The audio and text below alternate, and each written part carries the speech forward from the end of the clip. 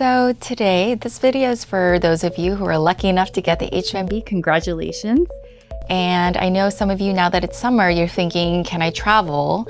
How do I get my H-1B visa? Well, I just wanted to talk about some of the rules concerning that and the process of getting your H-1B visa abroad. Just before we start, I just want to make it clear what a visa is. So a visa is the stamp in your passport that allows you to freely enter and exit the US as an H-1B, right? If your change of status petition has been approved, that means you will start your H-1B status most likely October 1st of the year.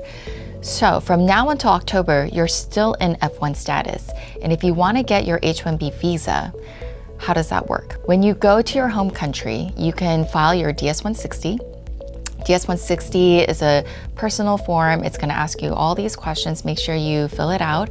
When you submit it, make sure you also save the summary. A lot of our clients don't save the summary, and maybe like 5 years from now, you're applying for your green card and your attorney might ask you, what did you put on your form? So that you have that for reference, just in case you need to know it. Saves you a FOIA. And then you can schedule an interview at the consulate. When you go to your interview, make sure you bring your H-1B approval notice. It doesn't have to be the original. I would also prepare an employment offer letter from your HR to verify that you will be working on H-1B in that job title, that salary that you've been promised. If you're currently working on OPT, then even better, you could bring your pay stubs and prove that you're already working in this position, right? And then you could also bring copies of your diploma if you'd like, your transcripts to show that you do have that degree, and also make sure you have your LCA. Make sure that LCA is certified and that it's signed by HR. The officer will ask you questions such as, what will you be doing? Where will you be working? What is your salary? What did you major? What did you study? And they're just going through and making sure that, you know, there's no fraud, that you are going to be working in that job position, you will be paid. So let's say you decide to start your employment October 1st, and then you're doing this interview in December. Let's say you go home, right, for the holidays.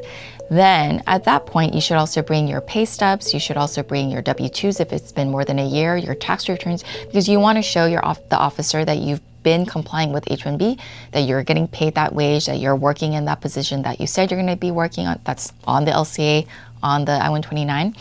If you're going to be gone for an extended period of time, I would just make sure that either you're getting paid leave, or if it's unpaid leave, that it's within the company policies, right? So if this is a medical leave, if this is a paid family leave to take care of an ill family member, if there's maternity leave, whatever leave it might be, make sure it's within the company policy, because they are required to offer you the same benefits that they offer US workers. Make sure everything is documented. You might want to take that letter from the company with you when you travel. So when you enter, you want to make sure you have documentation of how you complied with your H-1B during that time. The question is, can I come back and enter the US on H-1B before October 1st? And the answer is no. The earliest that you can enter the US on your H-1B is 10 days before your start date, right? So that would be the last week of September.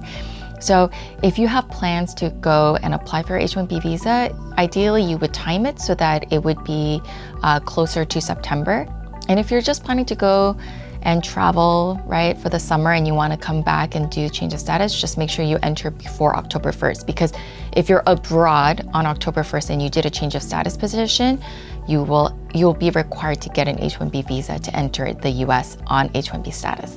If you are planning to be outside of the US for maybe a more long-term assignment, let's say you're working for a parent company that is abroad for more than a year, I get a lot of questions of, can I still use my H-1B to return to the US if the company in the US wants me to return, let's say, a year later? You might be able to if you're within that petition validity period, or the US company can now petition for you a new H-1B petition, but because you're counted against the cap, you don't need to go through the lottery again. A lot of time can accumulate when you're outside of the US. You can apply to extend your status and recapture the time you've been outside of the US, so you can extend your H-1B a little bit longer. Thanks for watching this video. If you have any questions, feel free to reach out. We'd be happy to schedule a consultation with you and go more in depth about your situation. Thank you.